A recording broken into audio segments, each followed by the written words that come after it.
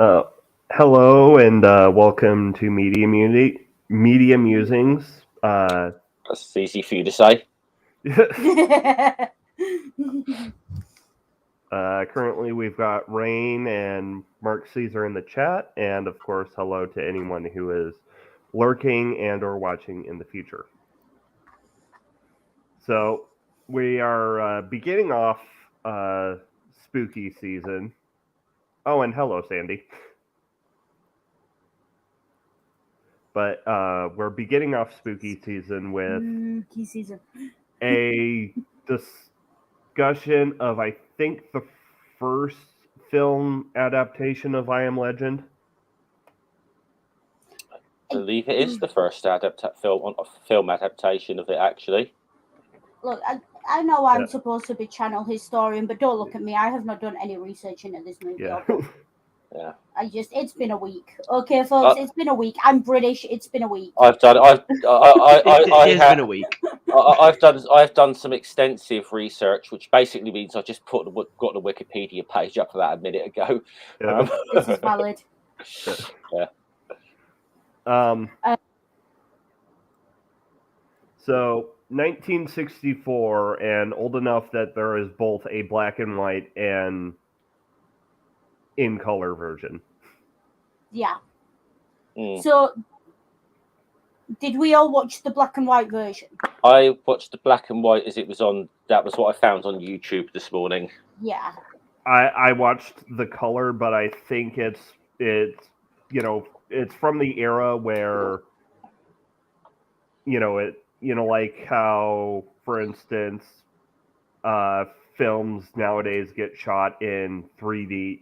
Some films get shot in 3D for the extra wow factor, and then you have the standard and the 3D version.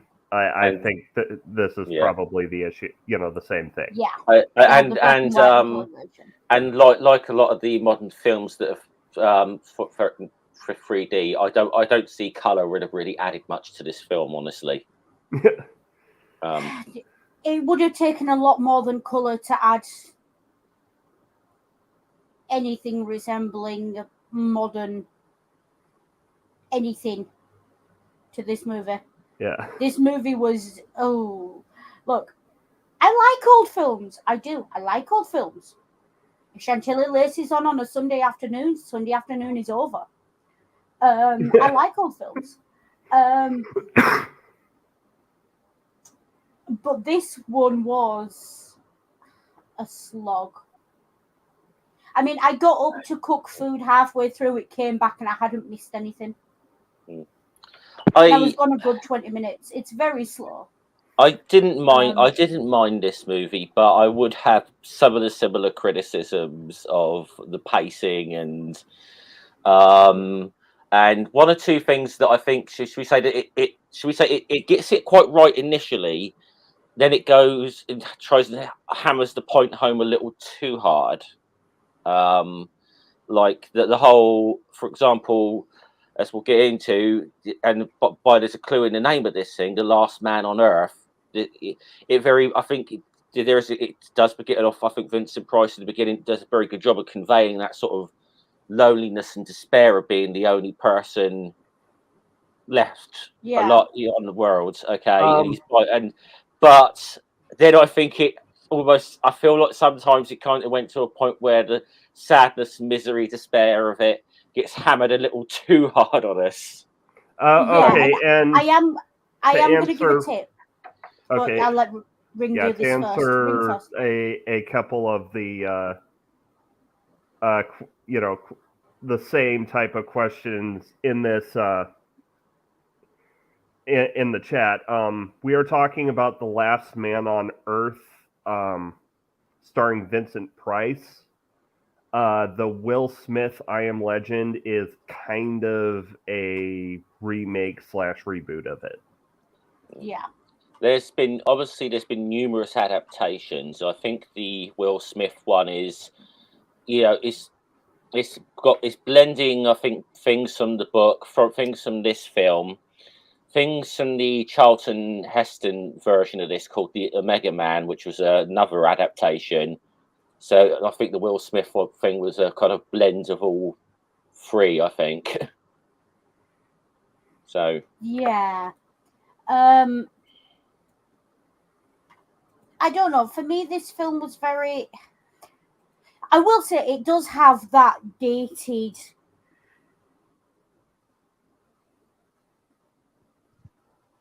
kind of way to slow thing. Pro tip: if you're young and you just can't with the pacing of movies, sort of pre 1985, play it at 1.25 speed. I did that after watching the first sort of 20 minutes of it and just being like, I'm going to die.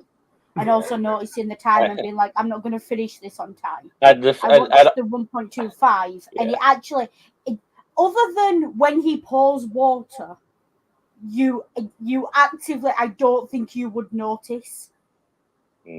Like, except for a few physical things that he does, I genuinely do not think you would notice that kind of it being sped up, and it actually helps. Yeah. And I should point out on what Noodles just said as well. This isn't a particularly long movie. It's just under an hour and a half. Yeah. Usually movies usually movies about that kind of length we could normally hammer out, and it's very, you don't notice just time.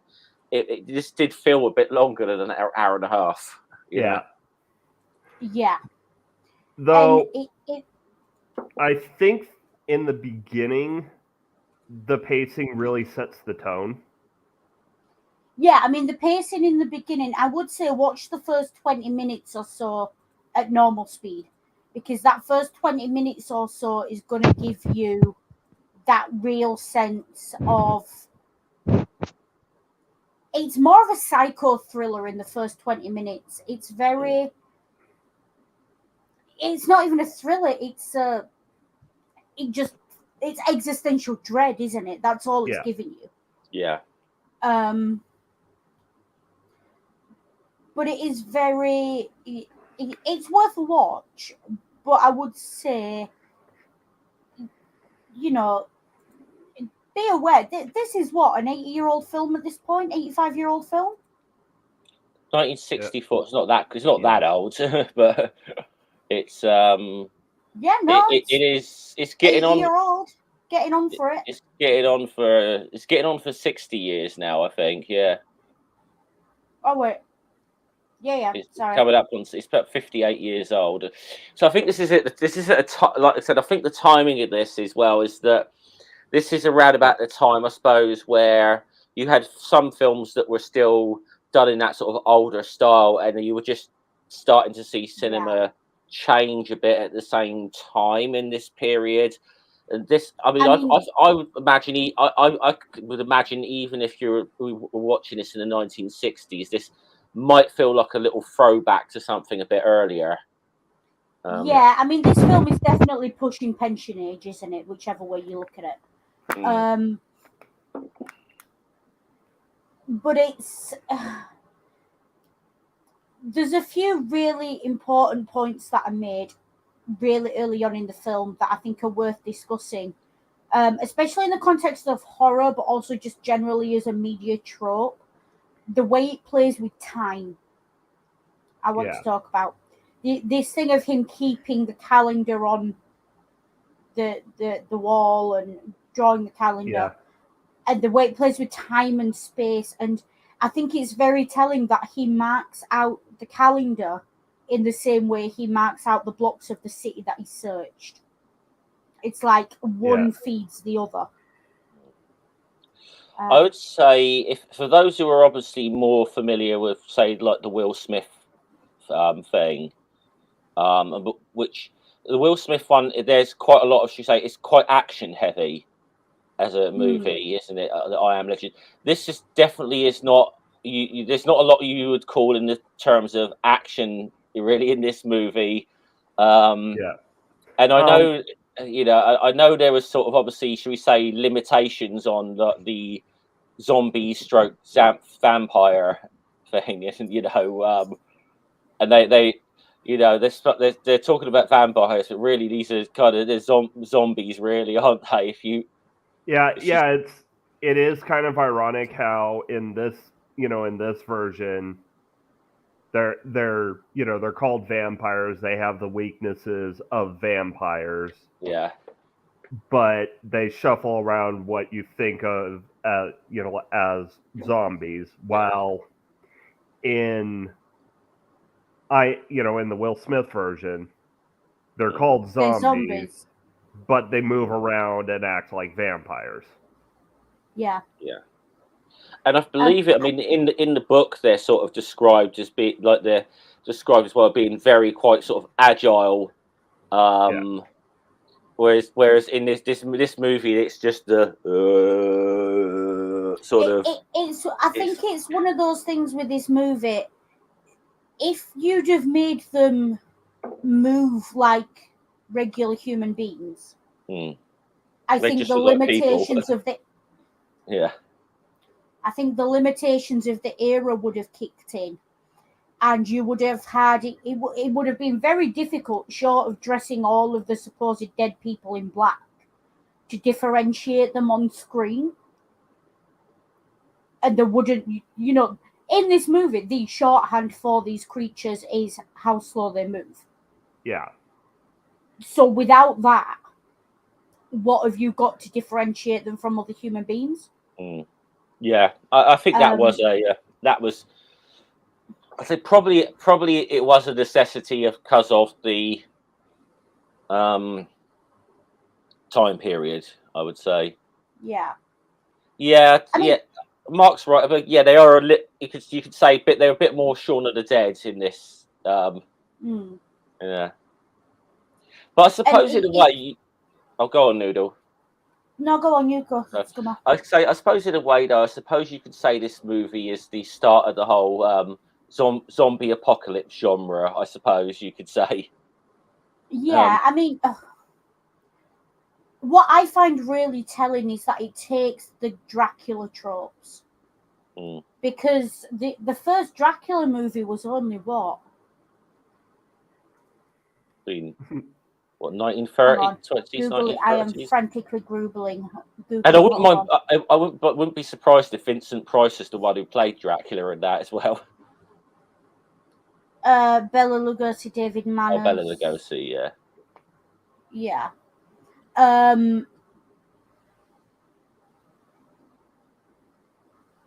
Yeah. So that was 1931.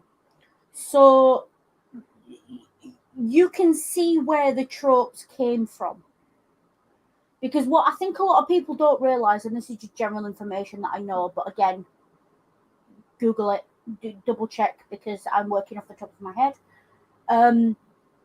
Before Dracula the book, yes, Dracula the book was popular. Yeah. But before Dracula the movie, the idea of vampires that ran from garlic, ran from their reflection, didn't like sunlight, was kind of niche. It wasn't. There were other, vampires and werewolves go back 3,500 years. Yeah, there are vampires in like some form or other. Yeah, just about every culture has some version of what we'd call a vampire. Yeah, The Walking Dead so it has something resembling it. Yeah. And something that, kills by drawing blood. But the idea of bringing all those sort of little bits together, pre-Bram Stoker. The genius of Bram Stoker was not that he came up with a whole new monster. It was that he took all these aspects of it from various cultures and from a book that had come out a few years previously about the vampires of Transylvania. Yeah. He took all of those and all those ideas and put them into a really interesting narrative. And westernized it because, of course. Well, famously, he changed the name of the character in it to Dracula after reading stuck about Vlad the Impaler, didn't he? And that was like one of Vlad the Impaler's names was Vlad Dracula. Yeah. Oh. So it's an interesting way this film goes together, because it's right at the... What's the second book of the Bible? Exodus.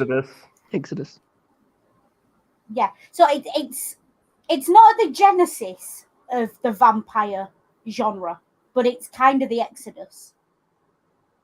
In that sense of, you know, it's not the first one, but it's you can see where it came from, and you can see that it's definitely part of the canon.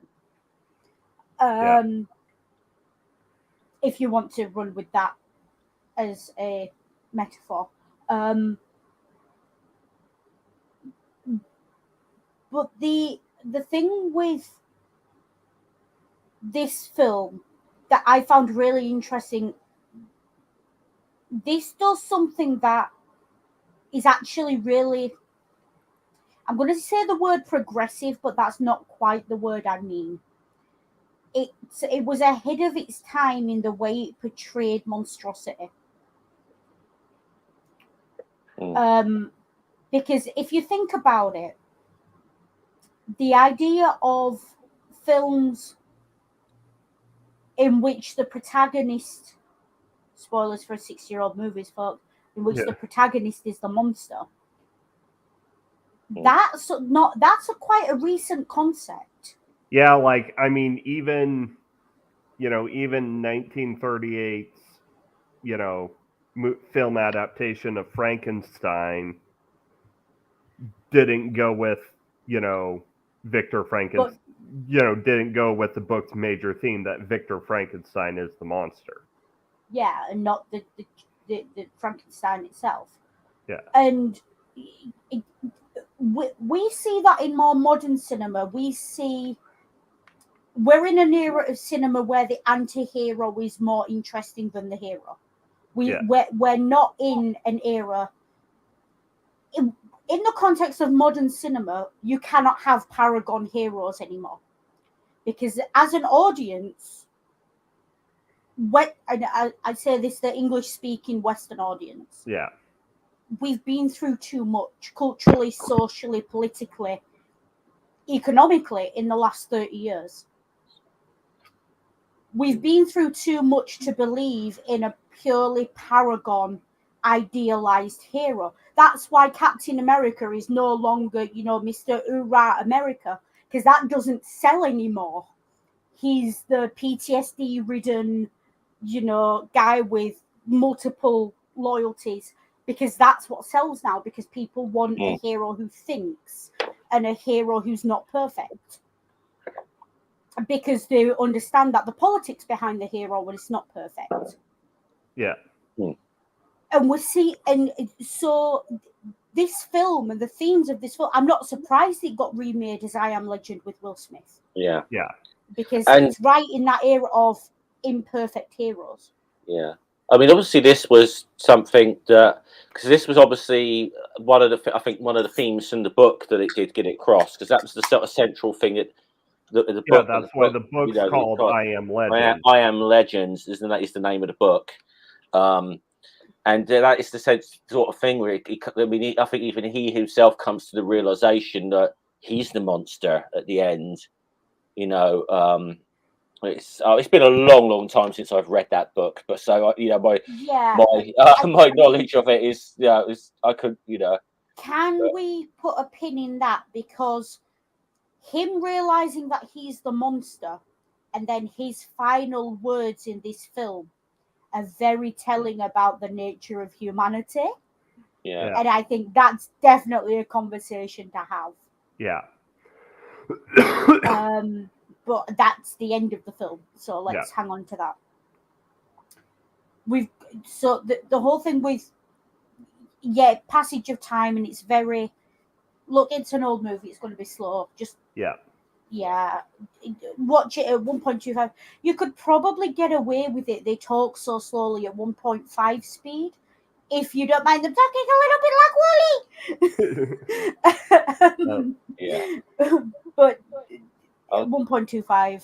If you're give- young and you can't be asked with the long lingering shots. But I will say, like, for the first 20 minutes or so, with the shots of Dr. Morgan going about his day with Vincent Price narrating the inner monologue, is best left untampered. Yes.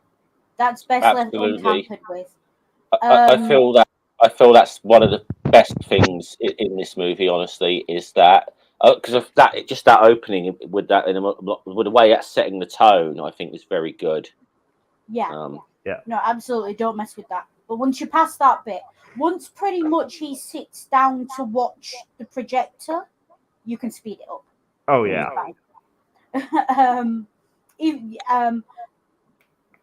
But that projector is very interesting, and I had a random thought watching this film, and this is my thought of the day, folks. You're not going to get anything wittier than this out of me for the day. Every movie is a period piece waiting to happen. Okay. Because every movie is either a story about the past, in which it's already a period piece, or it's a story about a potential future in which it will become, in the future, a period piece about what we thought the future would look like, or it's about the present, which means that give it 20 years and it will be a historical period piece. So every movie is a potential period piece waiting to happen. Yeah. And that thought struck me because of the... Go on. No, go on. Quibble. Well, I'd say I'd quibble, but this isn't really the place to have that discussion. We'll get to it at some point. Yeah. I mean, I know like some of the things with the timings. It was. I will say something like just on the timing of this, because this movie, the time period it's set in is in the late 60s or something, isn't it? Or mid to late 67. Yeah. Yeah. So it's So it's quite. So this movie came out in '64. So they're sort of doing this in a way. They're just so it's not into the too distant future. Where so it's sort of like, oh, this is about to start happening now, sort of. But in a way, that could make that a little easier to disassociate yourself. And the obviously as well, one of the things they don't really touch on in this particular version of the movie is how this virus, this plague, where this kind of came from. They don't really touch on it too much. Whereas. And I understand that for time constraints. Whereas I believe the original book it's set in the mid 1970s. So when the book was written in I think the mid 50s, if I remember correctly. Yeah. But interesting. One little bit of trivia I just read actually, and it's about. This is the only adaptation of I Am Legend where the original author had a part in writing the screenplay of actual involvement in. However, the author's name is Richard Matheson, who wrote the novel. He wrote part of the screenplay by this, but he actually chose to take the name Logan Swanson because he was actually disappointed with the outcome of this movie, shall we say? So he sort of was like, he's kind of like, okay, I know I had a hand in this. I don't really want to take credit for it, though. So yeah, no, and I think what I was getting at with that is when you look at this film, I can take pretty much any shot from this film and show you it in isolation, and you will say to me that's a film from the 60s. Yeah, like even if it's in color. Even if we made it in perfect modern color, that's a film from the 60s. Yeah. And that's what I mean by every movie is a period piece waiting to happen. Yeah. Because it has become a historical document. And I think it's the idea of a worldwide contagion. This is mid-60s, post-Red Yeah. Scare. So, well, post-McCarthy. It's post-Kennedy as well, isn't it? Post-Kennedy. So, height of the Cold War. It's post-apocalyptic. And it's almost winking at you as if to say, see, we didn't go with the nuclear option. Yeah. Because, usually post-apocalyptic movies in the 60s and 70s are post-nuclear. Yeah. Yeah. Yeah, they over this because I mean, yes, so this does definitely. I think most of them tend to go down the. Well, I suppose I know there were post-apocalyptic movies before it, but most of them tend to go down the Mad Max kind of route, don't they? That's which probably should be a future episode of Media Musings. Ring, hint, hint. But they tend to go that kind of route of the apps, like a post-nuclear breakdown of society type of thing. Sometimes it's ecological disaster. They go with less said about Waterworld, the better.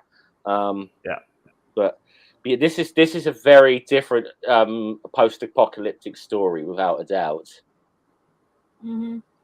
Now, go on, Rick. And of course, specifically for this October, the theme of the month we're going with is horror and the exploration of the other. And for this movie, well, at first we start with Vincent Price being utterly and completely overwhelmed by the other. And of course, is he though? Like, is he really overwhelmed by them? Or living with the fact that everyone is the other. Yeah. And I think what's really interesting, I don't know if I missed it because I was only half watching it. I didn't really see anything that you would call villainous about these creatures. They were trying to get to him. Yeah. And they hid from him. And they don't like mirrors or garlic or sunlight. But did they actually do anything to justify killing them off? That's what I mean. I mean, the only one I really hear threatening to sort of kill him was the guy who was his former friend. That was infected. And then but we know that the only reason they're coming for him. Yeah. And the reason we could sort of almost explain that one in the kind of context of the movie. Because before that we have the montage of him just going around staking them. Yeah. Yeah. And it's this assumption that just because they're different they must be evil. Yeah.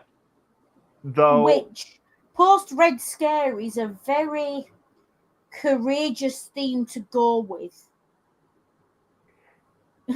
That being said, in the scene where he's running, out of the church, because he oversleeps and it's sunset, there are some of them that are not trying to get him in a we're coming after him. They're trying to get him in a hey, look, food kind of thing. Yeah, but again, we're left to assume that. Yeah. Mark Caesar, we'll get on to that point. What you just put in the chat. Yeah. And I think again, this whole film we're going to be putting a lot of pins in that final scene because that final scene again, the comment he passes, it does. The film's obviously designed to make you think, but when you stop and think about it, those monsters in this movie did nothing wrong. Yeah. They just existed. They just and those monsters in this movie, even if they were trying to kill him, are no different than us eating pork. Yeah. And they weren't malicious. There was no, they were just following an instinct. And even when they did target him, that was self-defense. Yeah. And and also we already know that Morgan has already thoroughly otherized them in his mind in the opening monologue, because he says, "My reason is the only advantage I have against them." Yeah. And again, there's a I will say, in the remake of the movie, I'm very glad they cast a black guy in that role, because otherwise that would have had a hell of a racial connotation. Yeah. Yeah. From kind of things you guys have said, and also when I've been looking, because I didn't actually end up watching this film, it feels very much like it was an attempt at a deconstruction piece without making it blatant. Go on. In that there's a lot of the things said about it almost feel like it is being made as someone looking at the 60s and being like, what would be a lot of stereotypical things to put in this, a bit like The Princess Bride was? You've got us all thinking now, is this movie a satire and we missed it? But have we once again fallen into the trap of doing a satire to start out a theme month? Yeah. Vote in the comments. Yeah. Either that, or we're just thinking about, or it's one of two options. Either this is a satire that we didn't realise it, or we're just thinking about this way too much. It's usually one of the two. I mean, that's also a possibility. We're reading way more into this than maybe what's actually there. I don't know. Well, I mean, to be fair, that's the beauty of it, though, isn't it? Because when you talk about the reception of a piece of media, what the piece of media was intended to say is largely irrelevant to what it says to us now. And if we look at it and we think that looks like a satire of the 60s, then it was a satire of the 60s. Yeah. And anyone who disagrees with me can argue with me on Twitter about that. I have citations. No, don't come argue with me on Twitter. No. But yeah. And it's these, I think we do have that habit here on Media Musings of looking at linchpins of genres. Yeah. And reading them as satires of the genre, even if they weren't intended that way. Because I think you get to a point with genre movies where it's kind of boring to just read them straight. Can you imagine if we sat here and went, yeah, it's just a bog standard vampire movie? Like, cut, end, taglines, off we go. So I'm all for alternate readings and alternate viewpoints. If only because it gives us something to talk about. There's a reason we very, very rarely do 80s action movies on this channel, because you can't really look for deeper meaning in some sort of Chuck Norris movie, you know. Yeah. Yeah, I think the only 80s action movie we've done is Die Hard. Yeah. Yeah. But Die Hard was a special case. Yeah.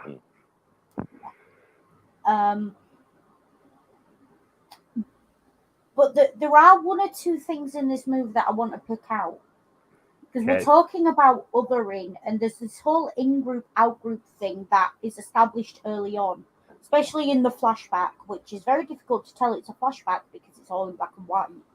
And we don't have the modern cinema language of, let's make it black and white, or fuzzy, or change the camera angles, or whatever. It's just filmed as is. Well, I mean,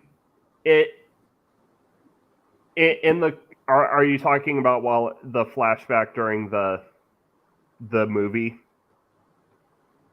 Yeah. Yeah, because flashback is quite a substantial chunk of this movie as well. Yeah. Well, I mean I could tell because the filming does kind of go, the cinematography does go a bit weird when he starts laughing and then breaks into crying and then flashbacks. Oh yeah, no, that bit does. But yeah. There's some really interesting points in that flashback. I think are well worth discussing. With a view to in-group, out-group, you've got this whole thing of science versus lay folk. Yeah. And lay folk panicking and the scientists not. You've got... There's one line, and it hit me like a ton of bricks, did this line. Yeah. Comes home, wife screaming that the truck's been out front, chases the truck, goes to the pit. I want my daughter's in there. And the response he gets from the other guy. A lot of daughters are in. Daughters in there, including mine. Yeah. Yeah. That to me is... That's the moment in this film where you first start to question the humanity of the protagonist. Yeah. But not in a way of, is he a monster? You start to question, is he just a bit selfish? Well, yeah, but I then mean, he is in kind that of situation, you can't blame him for it. Well, we'd all do the same thing. Well, what makes him unsympathetic in this situation isn't the fact that he's, acting like that because everyone would. It's that that beforehand he is so openly unempathetic with other people going through the same thing. Yeah. Yeah. Yeah, I mean, he's like, and I mean, maybe it's, I mean, this is the film. There's a sort of very rational. There's a very clear, rational kind of thing about to him when it comes to other people.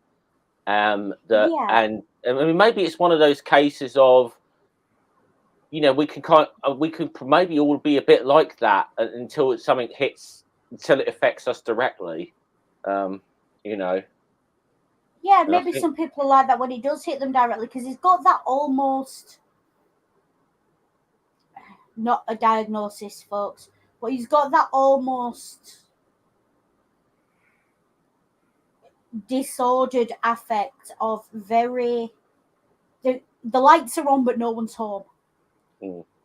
As he's watching other people go through it. That's the way I view it. There's a bit of there's a disconnect there, isn't there? Yeah, there's a disconnect there. It's like he's watching it, but he's not quite seeing it, or he's not quite grasping that it's happening. And then when it happens to him, you see this very... Let's be straight here. It's classic 60s toxic masculinity. That's what it is. But it does feel like this is something of a, as Chaos said, a deconstruction of that ideal. Because I don't think you're supposed to be find him sympathetic. Well, yeah, he comes across as an asshole because he's cold and calculated up until it affects him. I mean, to be fair, he's an asshole throughout the movie. Yeah. He's a complete prick. And, okay, a lot of it is he's a man of his time.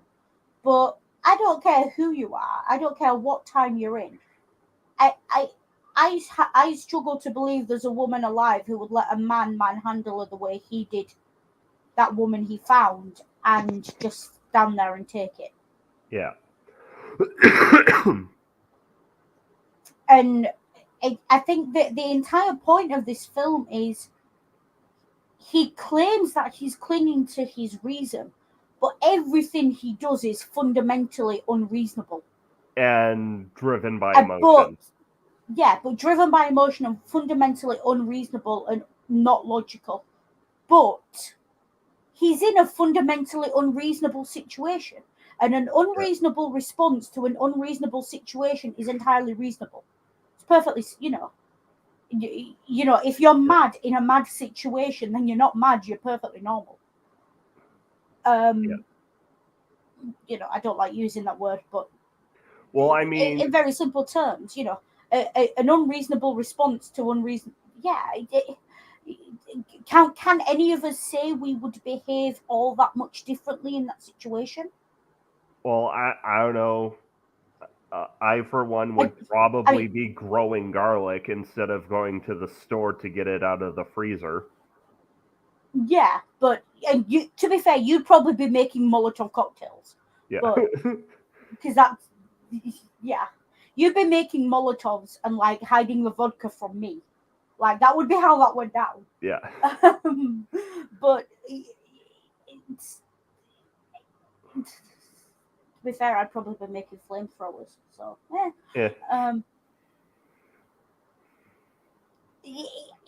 people respond in very strange ways to strange situations. And I think that's a really important part of the horror genre. Yeah. Because we talk about horror relying heavily on the othering of the so-called monster of the situation. Yeah. But I think what horror does rely on, and this goes way back to, you can go back to the Gothic horrors. Yeah. The horror is not the other. The horror is the human reaction to the other. And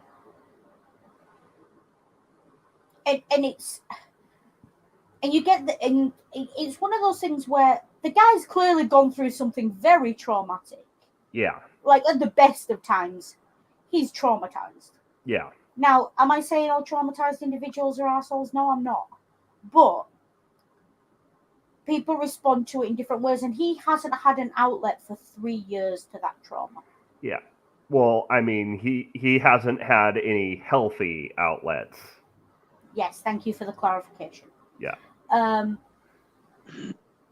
And he's clearly been outletting his trauma with his staking sprees. Again, typical toxic masculinity, get it out with violence. But, and this idea of killing indiscriminately. To take it back to what I was saying earlier about, it's winking at you so hard that it's not a nuclear apocalypse. That's because in this situation, he's the nuke. Yeah. And that moment at the pit, I find it really interesting because he returns to that place multiple times throughout the film. Yeah. And every time he returns, there's this bland affect of utterly devoid of emotion as he's throwing bodies into this pit, throwing petrol in there and just keeping it burning. Yeah.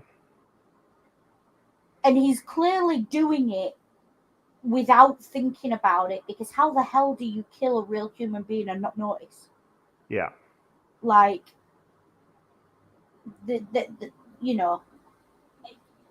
and he's done that multiple times, we find out. Yeah. And it brings up the question. At the start of it, in his flashback, it was the idea of his daughter being thrown into this pit was monstrous to him. Yeah. And then once that happened, that became... and he does it throughout the film. There's various ways he does it, but he adapts to a situation very quickly. Yeah. And we all know humanity, the reason we're at the top of the food chain, it's not because we're faster, stronger, or cleverer than anything else. It's that we're adaptable. As a species in general. Also, not all of us, we throw rock good. Yeah. We have 2 eyes for depth perception. You know, but we're adaptable. Put a human being in an entirely alien environment with like a knife, a box of matches, and a blanket, and they'll survive. Yeah. Like, because the survival instinct just kicks in, and you're like, okay, cool, what can I do with this? And he does it. He becomes immune to the cries of the vampires outside. He becomes immune to his own violence. It's like it does feel very. There's a bit in the narration where he says he's still squeamish about killing them, but then he's clearly not. Yeah. Like he is clearly not. Fundamentally, he is not squeamish. Yeah. He just and he gets the job done. Though that being said, the montage where he's staking, it is using the way it's shot, it is using the cinematic language or shorthand for madness or delirium. Yeah. At least for the era, with the ghostly overlays and such. Yeah, it is, and it is that thing of I want to call it temporary insanity because I'm not a lawyer, but yeah, you get this thing of it looks like temporary insanity, and then he comes home, and that's when he's allows himself to be human, listen to music, watch old movies, home movies, you know, eat, and he's. I'm going you. I swear it's going to be the words of the stream. Toxic masculinity. This thing of compartmentalizing your grief and your anger and your viciousness and violenceness. It's a very dated idea. Yeah, it's a very dated ideal. Yeah. Or once again, to quote the movie, I can't allow myself to be angry because anger drowns out logic. Yeah, but anyone who's ever been in that situation where you're vicious, like violently grief-stricken, anger is what makes you logical. Like anger is what will sit you down at a table and how you will plan out exactly what you're going to do, and you'll believe you are stone cold calm, and it's only afterwards where you look at it and you think no person is calm in that situation. Yeah. And I think it's like have we lost Spring? I think so, but keep going, they'll be back. But I think it's like that old thing about sort of distinguishing anger from rage a bit, what you just said there, that there's a difference between like anger, because you can have a focused anger, as you said, but and then there's uncontrollable rage. I mean, in reality, I suppose I think that's what he really what he's trying to get across. I can't allow uncontrollable rage, although but then again, the fact that he does go outside of staking people to get that out of his system is kind of he does it indiscriminately as well. Yeah.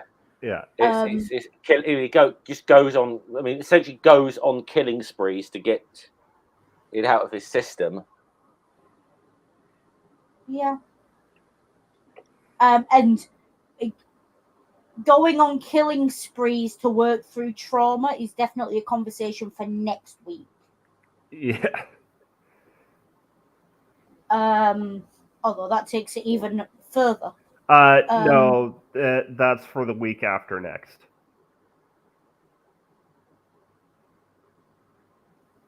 See, it almost feels like the main character in this film, and I feel like I'm probably going to come back to this a couple of times this month. No, it's for next week. A lot of characters in horrors don't seem to think that they're in a horror film because they wouldn't have a way to know, and it feels like this character feels like they're in a survival film rather than a horror film. Yeah, and it does, again, the broad overarching question of this is what would you do to survive?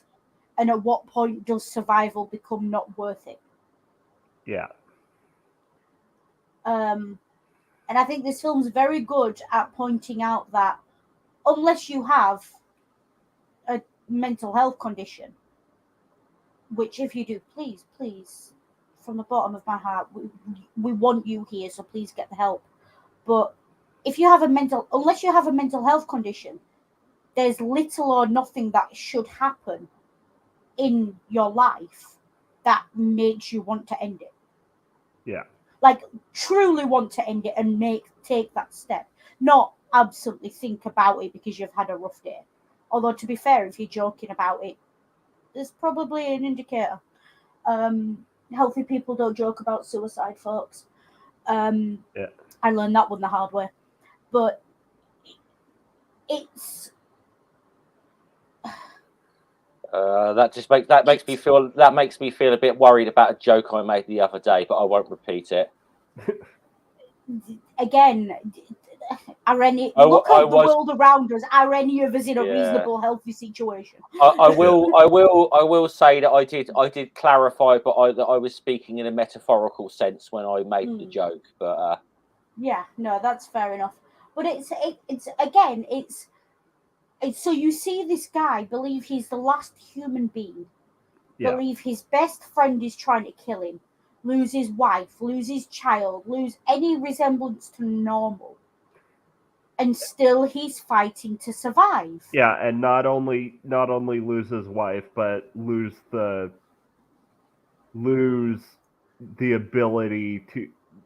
normal ability to grieve his wife. Yeah. And again, it's that even throughout all that, his instinct is still to try and survive. He doesn't know what for, he doesn't know why, but that's his, because in that situation, what is there to fight for? What's left? Yeah. Except pure human instinct not to lay down and die. Yeah. To rage against the dying of the light. Yeah. Do not go quietly into that good night. And that's beyond explanation. That is just, you are a human being and your instinct is to live. Yeah. Yeah. So it's really interesting to me that this character, with everything he's been through, still has the instinct to survive. Even to the point of, you were talking about he thinks he's in a survival film. Maybe he does. But to the point of he stops questioning his own actions and he only sees the monstrosity of his own behaviour when it's reflected back at him. Yeah. And he completely lacks this self-awareness, which we get from other people. Like, we are embarrassed by things we do or say or think because we're worried about what other people will think. Yeah. But when there's no one there to think, you become your own arbiter of truth, moral, and justice and ethics. Yeah, and in his mind, the most ethical thing to do is eradicate the plague. Yeah, because he's still viewing it as a plague and not as the next step of human evolution. Yeah.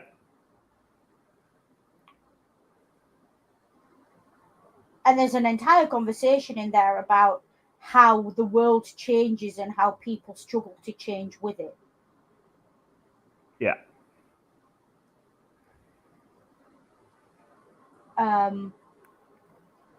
If anyone would like to join in, Yeah, I've talked for a while now. Because even when he finds his first real companionship in years, when he finds the dog, and then he discovers, the dog is infected.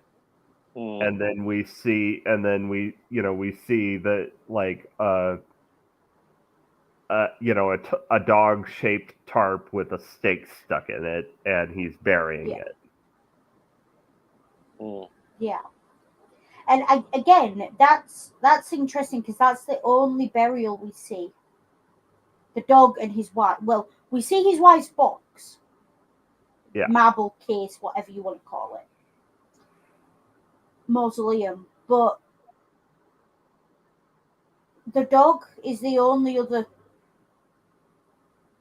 being in this film that is given the decency of a burial. Yeah, everything else he tosses into the pit. Yeah. And so we that is very interesting because it makes us aware that he's not tossing them into the pit because he doesn't have a choice. Yeah.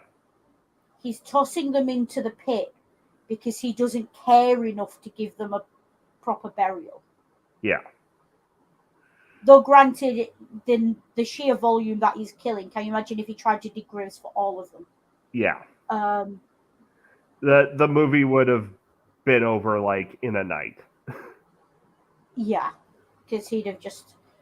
But it's an interesting way it's viewed as his wife and the poodle get a burial, but was it a poodle? It looked like a poodle. Or like a little schnauzer. Something like that. Or like it had curly It wasn't hair. it was not the German Shepherds that we had in the Will Smith version. I was very glad of that because German Shepherds. I will say that's the one thing I will say in the Will Smith one where it is a bit more emotional than this is the dog. Well, yeah, but it's in this it's not supposed to be emotional. It's supposed to show you how far he's fallen. Yeah. Yeah. It's supposed to reveal his mental state at the time.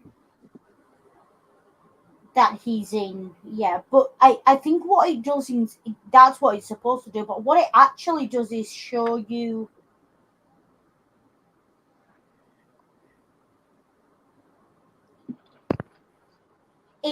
what happens when a man on a mission doesn't necessarily have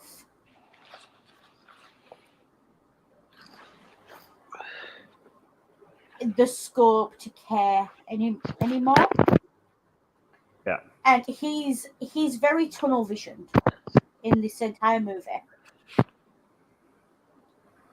And he's very must kill them, must survive, must kill them, must survive, and on we go. And the only detraction we get from that is when he goes to the mausoleum and when the dog dies. Yeah. Because those are the only two times in the film we see anything resembling what we would call normal human emotion. Yeah. What would be a normal human emotion in a normal situation? Well, in proper rule of three, we do see it one final time. Yeah, of course, yeah.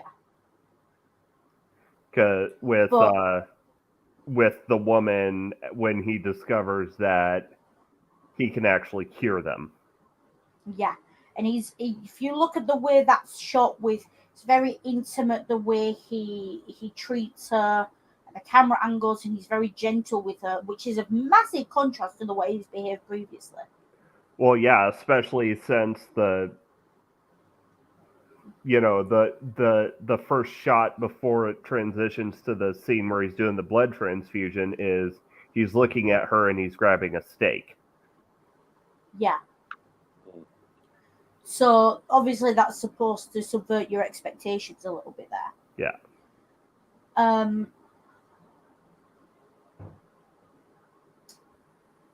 But it is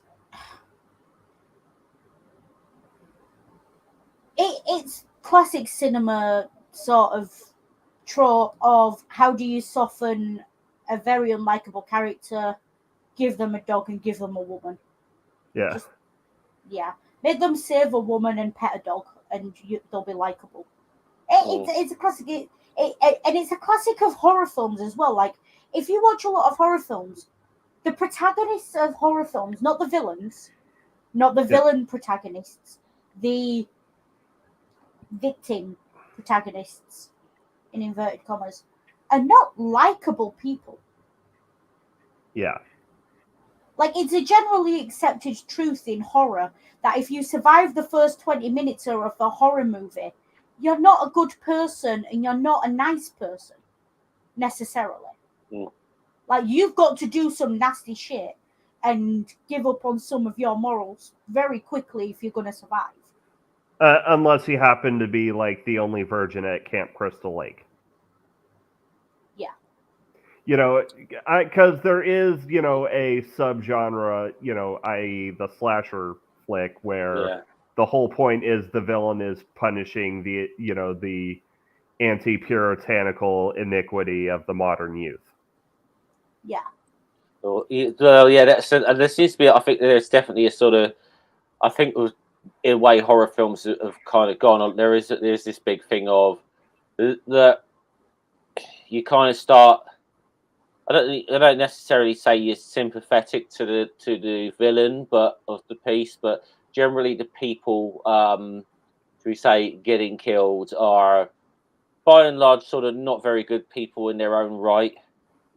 So yeah, and it's like, you know, even horror movie, like, they're irritating. I could see why you'd be annoyed at them showing up on your doorstep and want to kill them, or at least chase them off your lawn. You know, they're the idiots who go into the weird building everyone says is haunted. They're the idiots who don't take a flashlight. They're the idiots who decide to wind up the serial killer. Yeah, they're the idiots who split the party. Yeah. So just on the basis of, if, like, I really hope we don't get to the stage of human development where we kill people for being annoying, because I know I'll be one of the first to go. But trust me, you'd be very, very low on my list. Trust me, there's just a lot more people that I'd be getting to. Yeah, I appreciate that, but in cinema terms, in the terms of the morals you have when you watch a movie, i.e., we know it's fiction, so we allow ourselves that freedom to be more unethical. I can understand why a lot of horror movie villains kill these people. Yeah. Like, part of the reason we watch horror films is to see people who irritate us in real life get what's coming to them. Yeah. And it's, you know. But with this guy, he's just a nasty piece of work throughout. And I know that there comes a point in the movie after he's met the woman and they're talking and he saved her, where I'm supposed to root for him. And I'm supposed to want him to survive, and I'm supposed to want them to make it. And I kind of half got there. And then the final scene, I was just like, no, he's an asshole, just kill him. Yeah. He's a dick. It's like, if that's the last human on Earth, then good fucking riddance. Yeah. Like, it's just, it really is that, you know, and it's... I do feel like we do watch horror films for that a little bit. It's like, there's a reason we like seeing the nasty characters get what's coming to them. Yeah.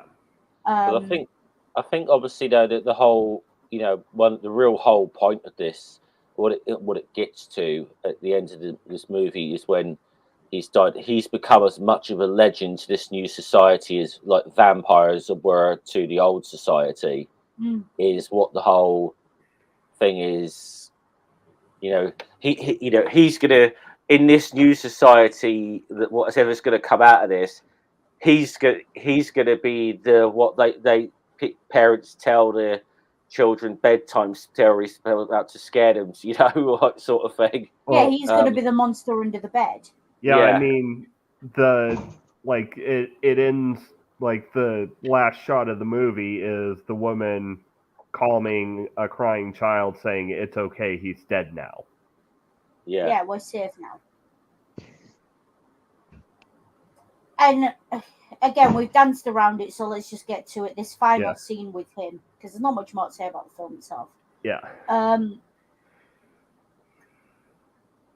That line, look, maybe I've just had to put up with hearing too much about this frigging great replacement theory, but when he came out with it and said, I'm the last human being, you're all... What was it? You're all freaks. Freaks. I believe freaks. That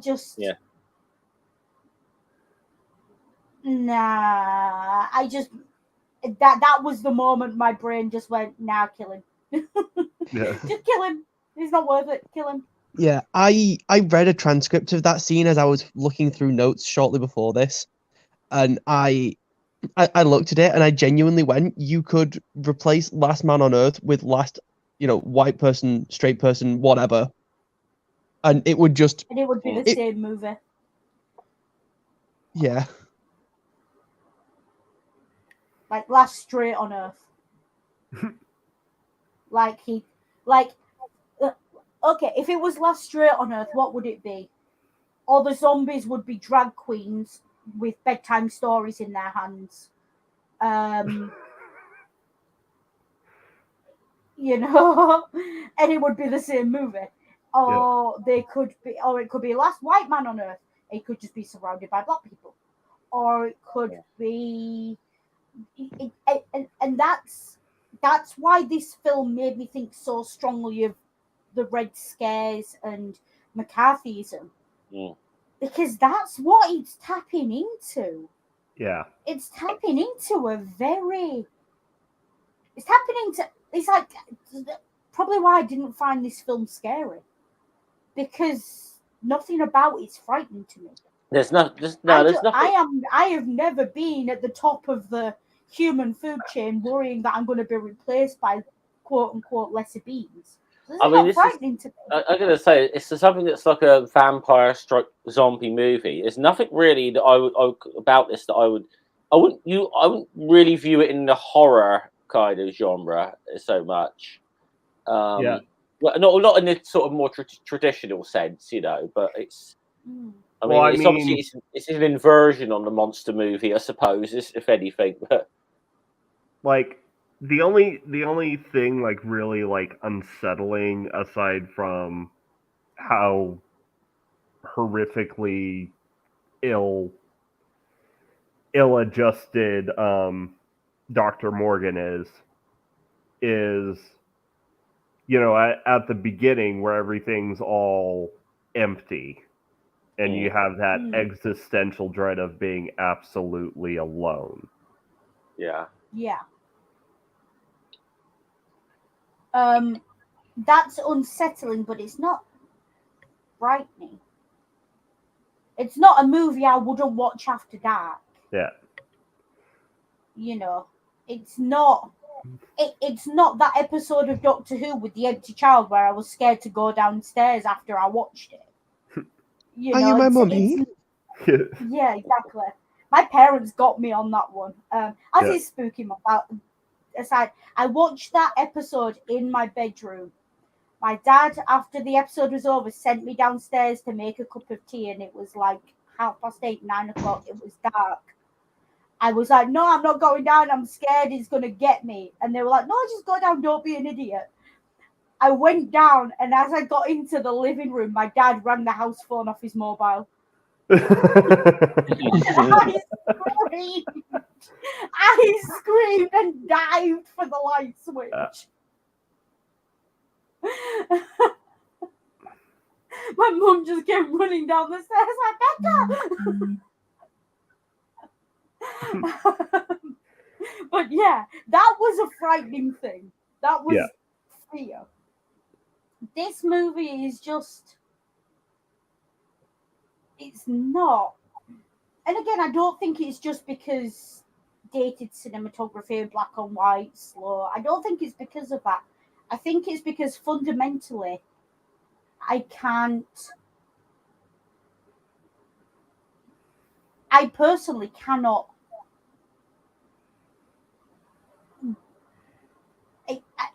I have no sympathy for the protagonist. Yeah. Like, the dude's just look. If you're the last man on Earth, then humanity deserves to go. Kind of deserves its fate, really. Yeah.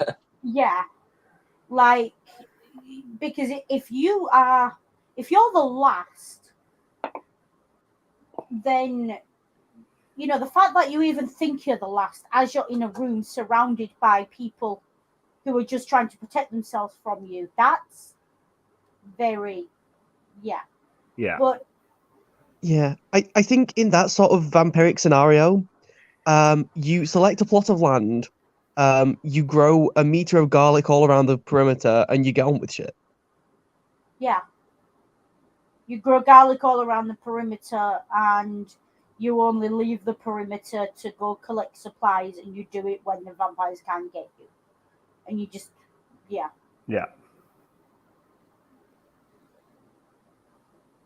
And when you eventually get so lonely that you can't take it anymore, you step outside the garlic and you let them get you. And if they turn you, they turn you. And if you die, you die. Because what else is there? That's kind of reasonable. And that's almost to an extent what he did. But then he took it one step further and he decided that... Because think about it. If he genuinely believes there are no human beings left and it's just him, what he's essentially done and put himself in a position to do is genocide. Yeah.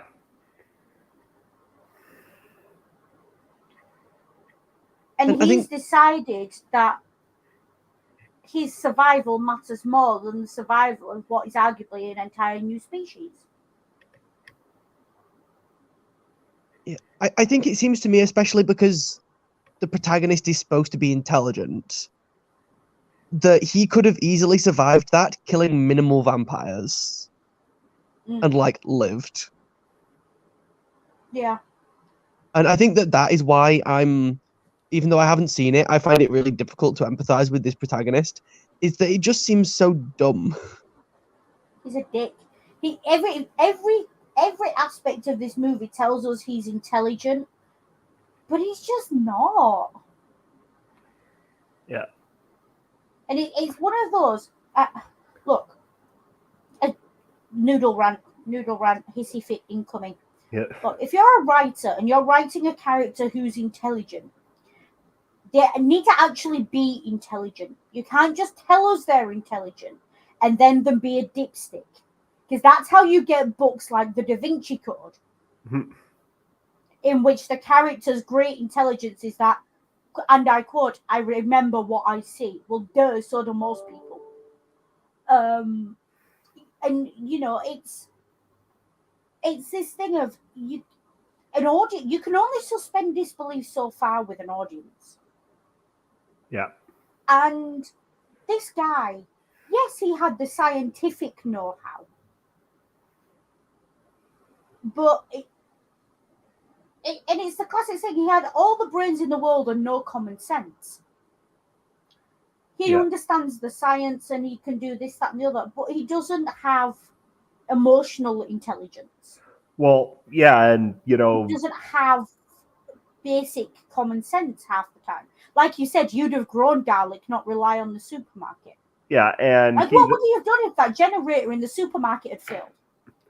And also the fact that he doesn't realize that his blood can be a cure until he learns that there are essentially dampiers who are, suppressing their symptoms with an inoculation. Exactly. Like, I'm immune to something. Oh, that, like, how do you go from I'm immune and not go, that must mean there's something in my blood or DNA that can fight this thing? Like, that level of logic has existed in humanity for, hell, at least for the length of Christendom. And, he's a biochemist. Exactly. Again, all the brains, no common sense. at least Will Smith is trying to work on a cure. And it's this thing of, and Will Smith in the film is shown to know that his blood is clearly the answer in some way, shape, or form. Yeah. And he doesn't need to be told it because he's not an idiot. And it's very. This annoys me with when we see it in media. We see, as a writer, you have to grapple with a lot of things. And something you have to grapple with as a writer is your own intelligence. And there's no point in trying to write a character who's smarter than you are. Yeah. Because it'll fall flat. It will fall flat. Because you cannot write a character who's smarter than the author. Because there will be someone in the audience who's smarter than the author. And will see the holes in the character. Yeah. And it feels like that's what happened with this film. Like, whoever came up with this plot and with this idea and this character was trying to write someone who was cleverer than they were. And I don't mean cleverer as in they've got a PhD in biochemical whatever, McGubbins. I mean, you can't write, it doesn't matter what your character's good at. You have to know how to do what your character can do. It's like rule of cool in D&D. If I can do it, my character can do it. But I've got to be able to do it first. Yeah. Yeah. And it's really, really obvious in media when there's a character who's cleverer than the writer. Yeah. It's like the reason Arthur Conan Doyle works is because he's cleverer than Sherlock Holmes. Yeah. The reason, the Doctor works is because the writer, or at least worked, depending on your opinion in various writing teams, is because there's an entire team of people behind that plot writing it and making sure there are no gaps. Yeah. Or because one person cannot be more intelligent than a 900-year-old alien, but a bunch of people can get close to approximately there. Or one, or alternatively, the Doctor Who works because, the way his universe works is, written by the authors, and thus he can be cleverer than the other characters because he knows how it works better than the other characters. Yeah, and it's like, you don't have to be cleverer than your audience. Don't ever try and be cleverer than your audience. There's always someone smarter than you out there. There's always someone who will look at your murder mystery and say, I know what the answer is after 3 pages. There's always someone like that. Yeah. But you need to be cleverer than your characters. You need to know more than your characters know. Because if you don't, it just reads like really bad world building. Yeah, I would have to say that in a certain sense, might defend the author of the novel, and even though I know he had a hand in this, and we did, as we pointed out earlier, he wasn't exactly happy with the outcome. Hence, he wanted he was credited under a student name. Because if you can even look just on the Wikipedia article, there's obviously a lot they changed about the character, and just some of the things like in the novel, he's a plant worker. He wasn't a scientist. So there's he said there's an awful lot of changes. To the character in a lot of respects from the original novel. So I might just defend Richard Matheson a little bit on that, but I think there were definitely, should we say, that there were things that were changed for this movie, and in a lot of the other adaptations as well, like the scientist trope, like that the scientist thing that continued through to the Will Smith version of this film, So because the idea of a layperson coming up with a vaccine is so ludicrous people think you won't suspend disbelief to do it. But actually, I think this character's behaviour would make more sense if he was not some highfalutin scientist. Well, I don't think. Yeah, well, I don't think this is. And I don't think from what I remember of the book, and like I said, it's been a long. It's probably been 20 years since I've read that novel. I don't think, from what I can remember, that like coming up with a vaccine or something was part of the plot at all in the original novel. I might be wrong because it's been so long, but I don't recall that being a part of the plot in the book at all. I think there was actually if anything, he'd sort of given up hope that there would be any cure for this whatsoever. Again, to me, that makes a more interesting film, but I can see why it wouldn't sell to moviegoers. Moviegoers need something to root for, especially in the 60s. Mm-hmm. But in a way, I suppose then. But in a way, you can see that. You can also somewhat see that in the context of the time as well, where you could go back to a certain area. I mean, we are obviously talking the nuclear age here. Sometimes science was seen with a little bit of mistrust and whatever. I mean, how many villains were mad scientists?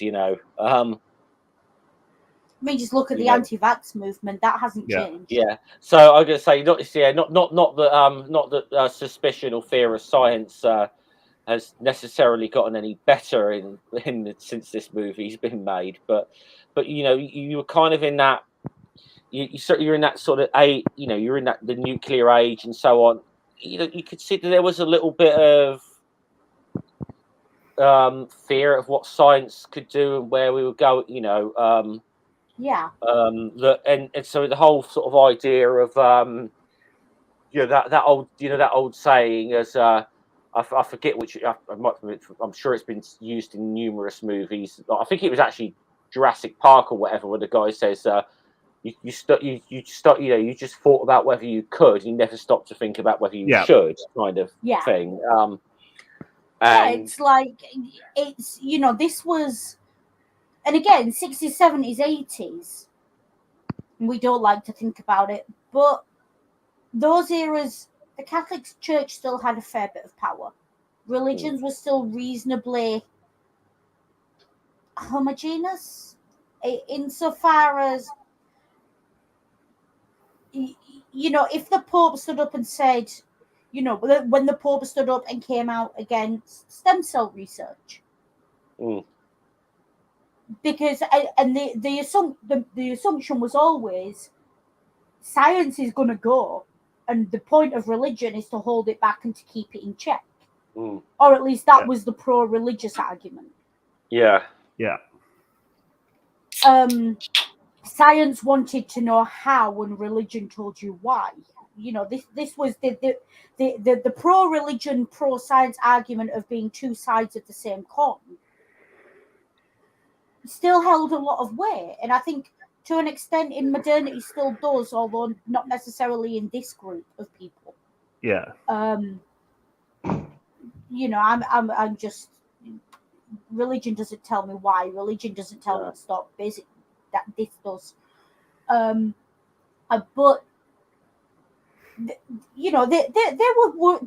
they were talking about reanimation. They were talking about. There's a reason in the late sort of 50s, the whole freeze the man and he wakes up in 100 years trope existed. They managed to do that, but not on a human being. They managed to cryogenically freeze and reanimate medically dead hamsters. They managed to do it. But the technology doesn't scale. They did it in a microwave. The technology doesn't scale. Can't be done on humans. Because you can't heat us up fast enough for the shock not to kill us. Essentially, because we're too big. But that was something that... And can you imagine if they came out and said, we can bring the dead back to life? Not in a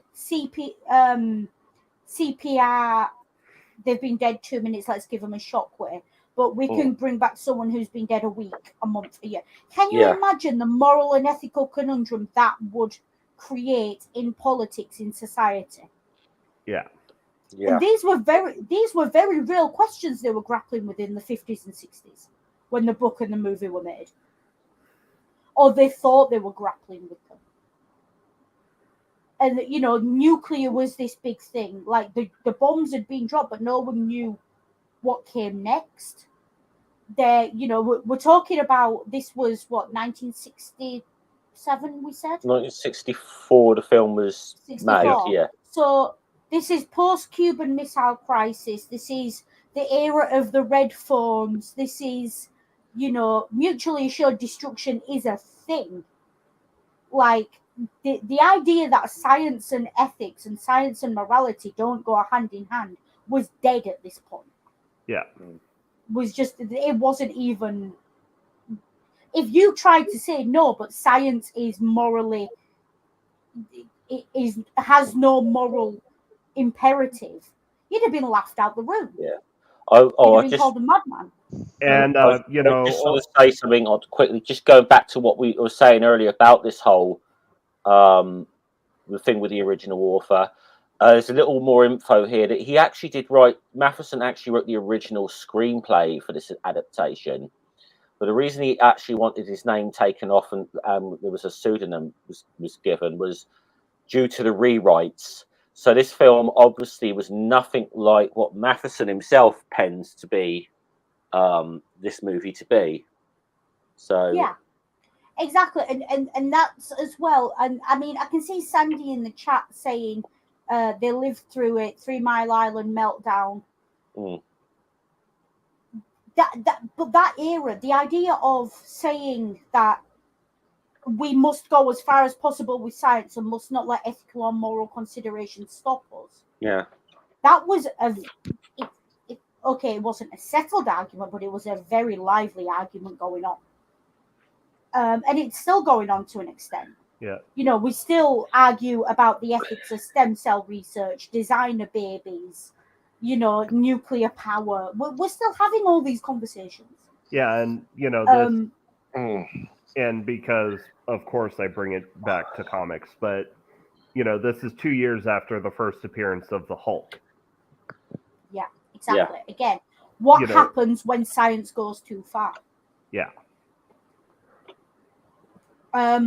And that brings us to this thing of brings us back to sort of the main theme of the other, because science in this becomes the last post of humanity. Yeah. And it's interesting that, especially for a film of the era, that there's no mention, I've mentioned it, but there's no mention in this film whatsoever about religion, except for the fact that he goes to the church because that's where his wife's buried. Yeah, and the fact that, you know, he's killed in the church. Yeah, but we'll get to that. But it is taken for granted, if you look at this film, he hangs garlic on his door, but he hangs a cross as well. Yeah. It's taken for granted that the vampires can't get into the church. Yeah. Early on, into the mausoleum. And so it's just there in the background, but it's never explicitly commented on. It's just this rolling theme under it.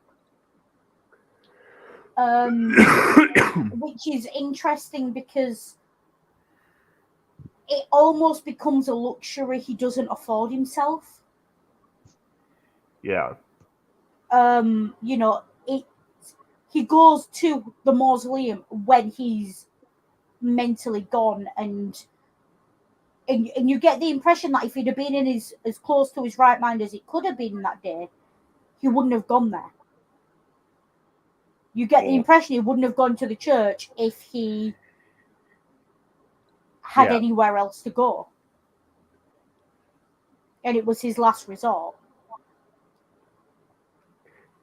Which I'm sure the atheists in the group have a lot to say about the trope of going to church when you've got nowhere else to go. Well, see, I saw him going to the church and lighting the votive candles as him trying to,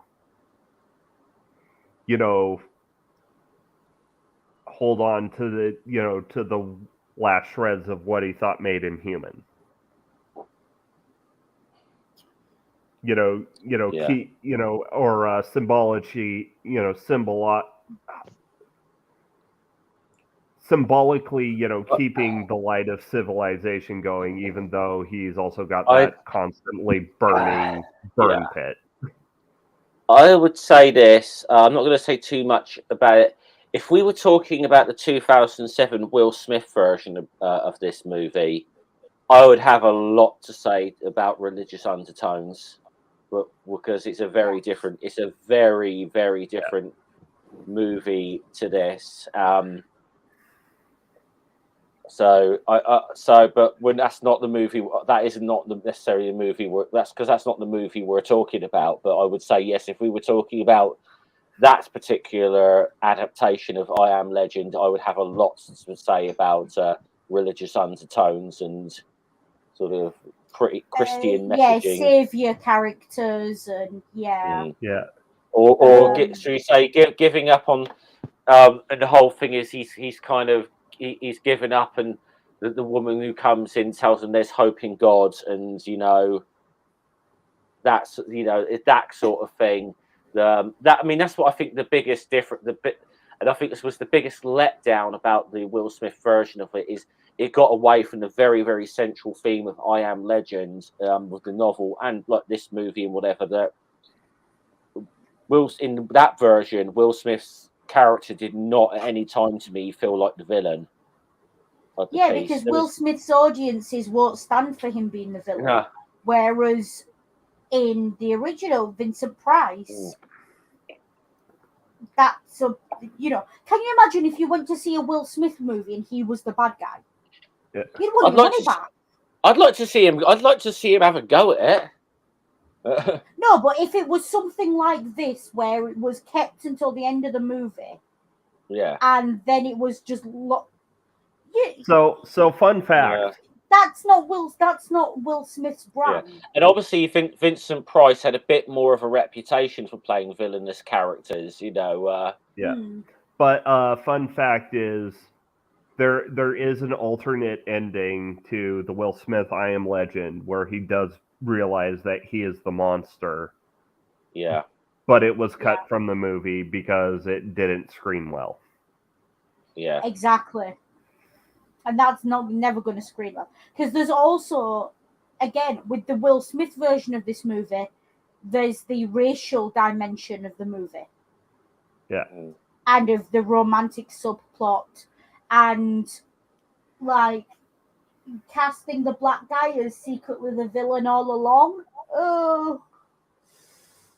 Yeah, I can imagine. I can see why that didn't screen well. You know what I mean? Like, and I won't. Now, if anyone says in the comments about, I will say I have not seen the adaptation of this with Charlton Heston, the Omega Man. I don't think I've seen that, so I can't comment on that. Yeah, neither have I.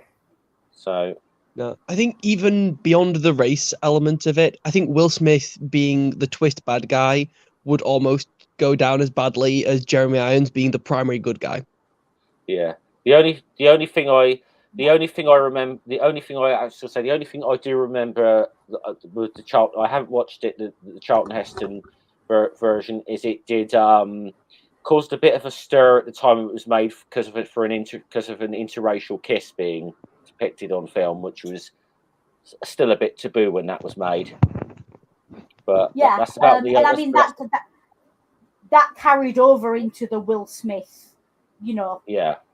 The black guy and the white woman can't have a happy ending, or couldn't in cinema at the time.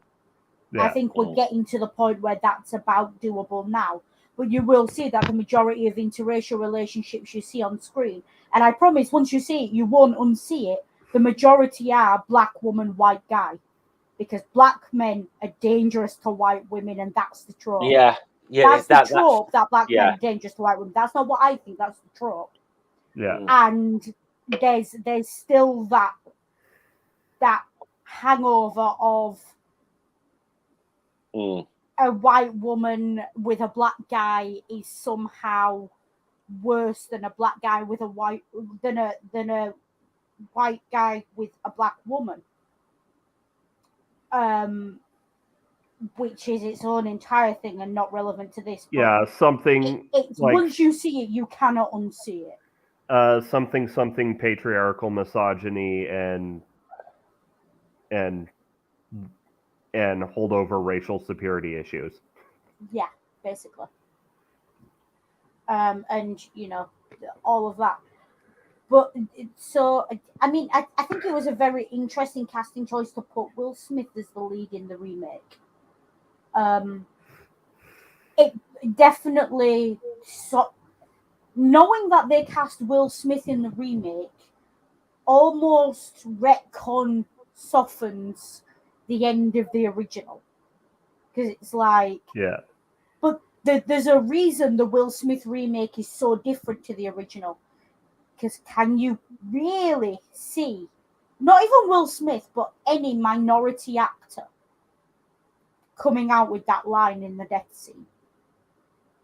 Like, that's a line written for a straight white male protagonist. Yeah. Like, no other demographic is gonna pull that off and not be like, and it not ring false. Yeah. But you can believe a straight white male can say that and think that, and have that fear and that overarching sense of, this is, I'm being replaced, I'm the last. Like I said, two very, in a lot of stories, based on the same source material, but two very, very different movies. And I do believe, from what I understand, the Will Smith thing took, as I said, took elements not just from the book and this movie we're covering, but also from the Omega Man as well. There was a bit of blend of all three. Yeah, I think. And there's another version called I Am Omega, which I've definitely never seen as well. I think it was more of a TV adaptation or something, but the Will Smith one was a bit of a blend of all the different adaptations. I mean, what I've basically been dancing around is horror films, by and large, reflect the anxieties of their audience. Yeah. And a broadly straight, white, middle class, post McCarthy American audience is going to be worried about being the last of their kind. And a more modern audience watching Will Smith is going to be more worried about the dog and, more worried about, can we get the vaccine out? Like, their fear is not that science has gone too far. It's that science doesn't work anymore, or that the politicians are not going to step up and do their job. Yeah. Or that there's not going to be anyone left to do that. So, or that the technology is going to fail. That being said, I wonder if there's going to be a resurgence in the popularity of The Last Man on Earth with a certain demographic. I would not be surprised. Oh, we know where you're trying to lead us here, Ring. You just put Channel Punching Bag up on screen now. Well, I actually wasn't leading that there, but okay. Since we have to find a way of working this in every stream. You do realise, so yeah, Channel Punching Bag. But it is that thing of, there's always going to be a group that is the last generation's in-group top of the power dynamic, who looks around itself and realizes it's no longer at the top of the power dynamic and has anxieties about that. Yeah. Until we reach the utopia ideal of pure equality for all, regardless, the people are always going to be like that. People are going to people at the end of the day, innit? Yeah, people going to people. For those who aren't aware, rights are not pie. No, right to not pie, but you try telling them that. Yeah. But again, very interesting film to start out with, talking about othering and how we make assumptions based on difference without looking any closer. Yeah. We assume because something hurt us that it has to be wrong, which is very human, but is also very immature as a approach to life, which is why I don't really rate this character, because he's not intelligent enough to see that. And he's very entitled as a character. Like, he assumes that he is entitled to go out and kill these things, and he's very, this is my world. Yeah. And I have inherited the earth. Yeah, it's like Rage Against the Dying of the Light kind of thing, as you said earlier. We're going to talk a lot more about othering in the weeks to come, especially next week. Yeah. So I'm trying to hold back a few things to talk about that, but go on, Chaos. He almost feels, the main protagonist, like the way a very specific subgroup of humanists act in terms of like human supremacy. Because you get humanists who are just like pro-humans, and then you get humanists who are pro-humans to the extent that they don't care about anything else. Yeah. Yeah. But he's not even pro-human. He's just pro himself. Yeah. He can rationalize it to himself by saying he's pro-human or something along those lines. But that's more of an internal That would be more of an internal rationalization to himself, to this character. Yeah, because he, he doesn't see the Dampiers as human. Yeah. Well, except maybe the woman he cures. But again, doesn't see them as humans, so can rationalize genocide. Where have I heard that one before? Exactly. So I mean, you know what I mean? In a way, so I mean, yeah. And there's a reason I'm saying Dampiers to, differentiate the survivors from the shamblers. Differentiate the ones who've figured out how to suppress their symptoms. Yeah. And I mean, to be fair, I need that vaccine against garlic allergy, because that's not something I'm willing to risk ever having. Oh, that'd be handy, yeah. Yeah. Yeah. If they tell me I'm allergic to garlic, I'm stopping off at an Italian restaurant and going out with a bang. Yeah, so you're gonna go out. It's not worth living life without garlic. I'm like, if I'm gonna die, it is gonna be with a slice of fucking garlic bread in my mouth. Yeah, it's like life ain't worth living without garlic. I grew up with too much of it. No, I'm joking, but it's the film's very good at creating an other, but then showing you the faults of the in-group. And I think the fact that we've slowly got to the point of comparing the character's behavior to imperialistic, genocidal concepts, I don't think that's an accident. Yeah, no. I really don't. Though I haven't read the book, so if it is... Well... yeah, I mean, I haven't... I haven't sort of read any... I mean, like I said, I have read this book, but it's probably at least 20 years since I've read it, so my memory of it, shall we say, is a little fuzzy. But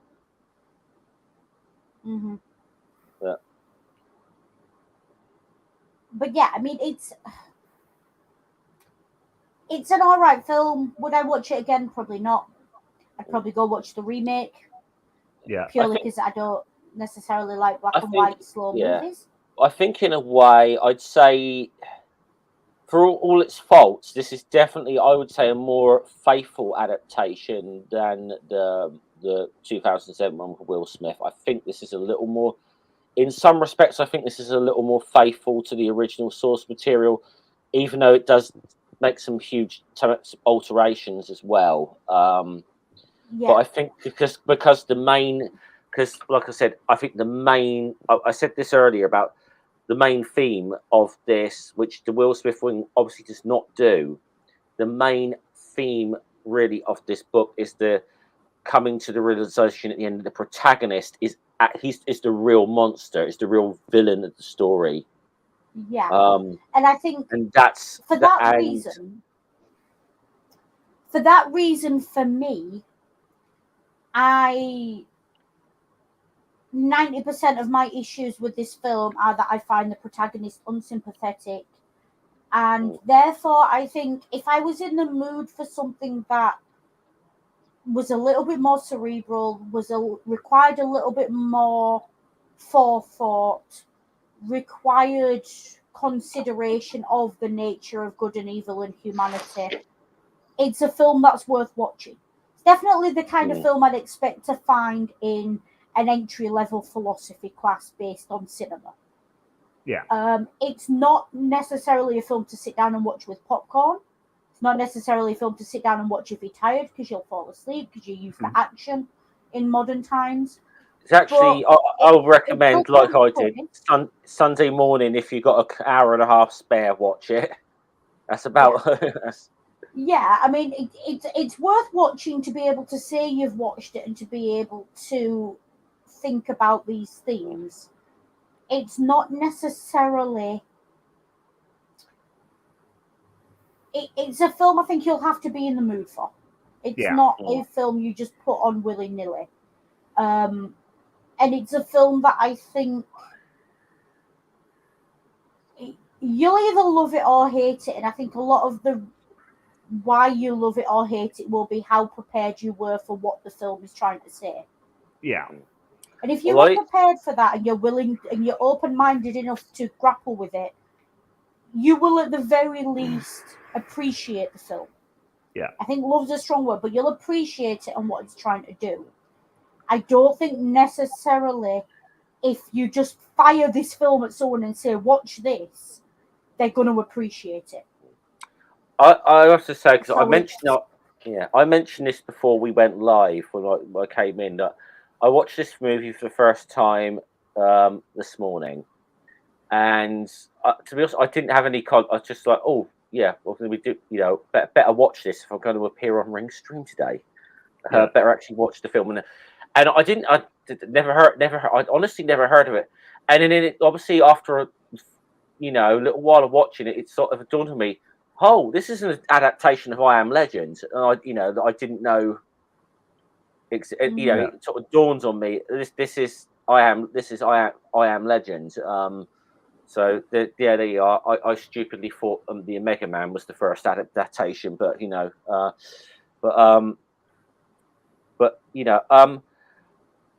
So once I sort of had that as a frame of reference, made it maybe a little more interesting to me. But I see. I'm a bit different. You said you either love it or hate it. I kind of in neither camp. I like it.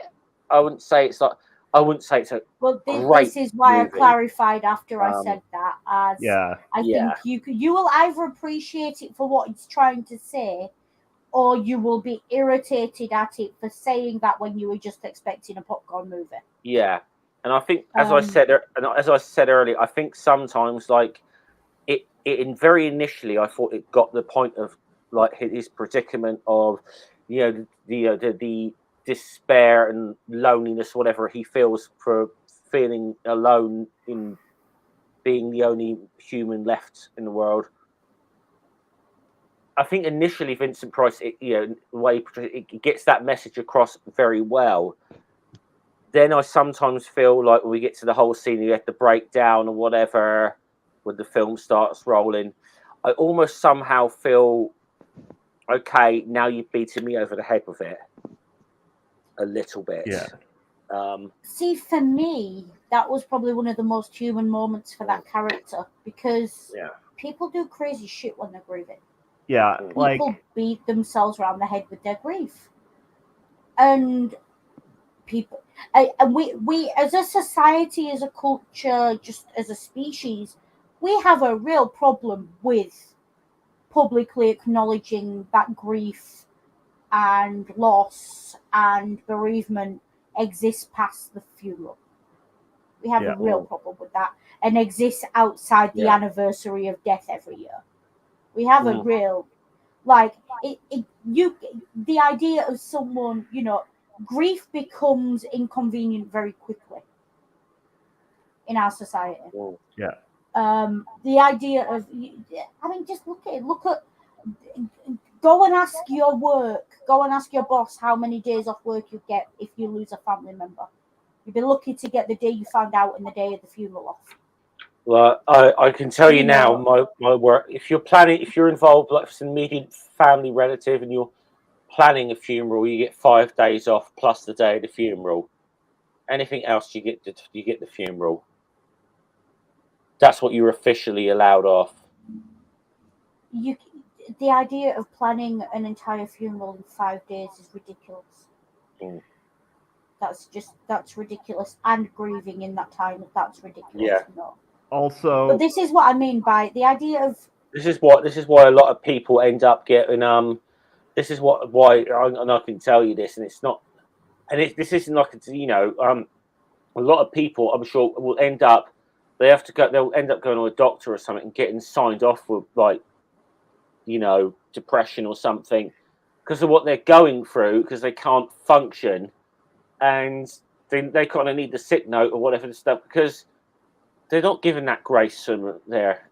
Anyway, we could go down a whole rabbit hole. It's a little off. But this is what I mean when you say it hits you around the head with it. I think this film, fundamentally, what it does, it holds up a mirror to humanity, and it holds up a mirror to people. And it shows us what kind of monsters humans can be. Yeah. But it also shows us the uncomfortable aspects of loss, of grief, struggling, survival. It's one of those where it's like it's not an easy watch, but it's worth watching. And I think there's something you really said there. I think it's almost, when you said about it holding a mirror up to ourselves, almost sort of intentional with the symbology of this film, with the vampire references. Yeah. Where he's literally holding up the mirror as a defense mechanism, and again, an inversion of that onto us. Really, this is. And again, as you said, we don't want to see it. You're beating us round the head with it. We don't want to see it. We are horrified by this man's behaviour, but we know deep down would probably be very similar. And I think maybe that's why away from the mirror. And I think in a way that's probably why it's. So I said, it's that sort of like we dislike this character because from where deep down we probably know we wouldn't be, if we were in this situation, we would not act any different to him. And that's an uncomfortable thought to live with, I suppose. But we all like to think we'd stop and check if the monster we were killing was a monster. But something's coming at you and you think it could kill you. Are you going to stop and just, and it is that.